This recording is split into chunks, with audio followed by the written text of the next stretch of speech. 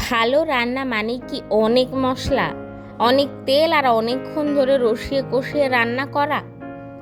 আমার কিন্তু তা মনে হয় না। কারণ আমাদের বাড়ির রান্নায় এমন অনেক খাবার আছে যেগুলো একেবারে অল্প কয়েকটা উপকরণ দিয়ে খুব সাধারণভাবে রান্না করেও অসম্ভব ভালো খেতে হয়। আজও তেমন দুটো রান্না করছি। একটা চাল কুমড়োর শাক দিয়ে তরকারি, তার সঙ্গে একটা সহজ ডাল। চলুন আগে রান্না করি চাল কুমড়োর শাক।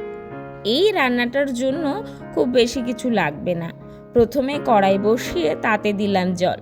জলটা যখন ফুটে উঠলো তখন তার মধ্যে দিয়ে দিলাম আলু আর চাল কুমড়ো শাকের পাতাগুলো একটু নরম হয়ে আসা পর্যন্ত অপেক্ষা করলাম। তারপর এর মধ্যে দিলাম চাল কুমড়োর শাকের ডাঁটা, মিষ্টি কুমড়ো, সঙ্গে কয়েকটা কাঁচা লঙ্কা চিড়ে দিলাম। এরপর সব কিছু একসঙ্গে ভালোভাবে সিদ্ধ করে নিলাম। এরপর কয়েকটা বড়ি ভেজে এবং শুকনো লঙ্কা, কালো জিরের একটা ফোড়ন তরকারিতে দিয়ে ভালো মতো জাল করে নিলেই তৈরি রান্নাটি। এবার সঙ্গে তৈরি করে নিলাম ডালটাকে প্রথমে সামান্য তেলে একটু ভালোভাবে ভেজে নেব। আমি ডালটাকে আগেই ধুয়ে ভালোভাবে পরিষ্কার করে নিয়েছিলাম। এইবার ভালো করে ভাজা হয়ে গেলে ডালের মধ্যে দিয়ে দেব জল, এবং পরিমাণ মতন জলটা এখানে আমাদেরকে দিয়ে দিতে হবে সেদ্ধ হতে যতটা জল লাগে। তারপর তার মধ্যে দিলাম কয়েকটা কাঁচা লঙ্কা। ডালটা ভালোভাবে সেদ্ধ হয়ে এলে এর মধ্যে কিন্তু আমরা দিয়ে দেব প্রয়োজন মতো আরও বেশ কিছুটা জল।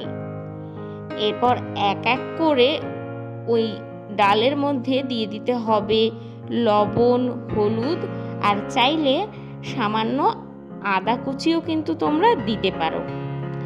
সব কিছু ভালো করে ফুটিয়ে শেষে ফোড়ন দিয়েই তৈরি হয়ে যাবে আমাদের সহজ ডাল। আর ফোড়নে তোমরা ব্যবহার করতে পারো জিরে, শুকনো লঙ্কা আর তেজপাতা।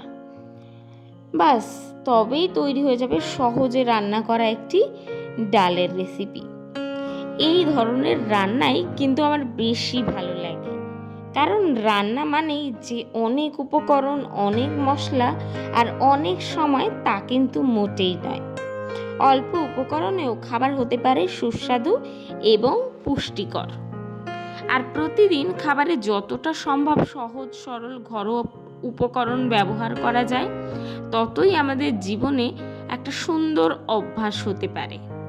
আজকের এই চাল কুমড়োর শাক আর ডাল দুটোই তার ছোট্ট উদাহরণ। সাধারণ রান্না, অল্প উপকরণ, কিন্তু স্বাদে একেবারেই অসাধারণ। আপনাদের বাড়িতেও যদি এমন কোনো সহজ রান্না হয়ে থাকে, কমেন্টে অবশ্যই আমাকে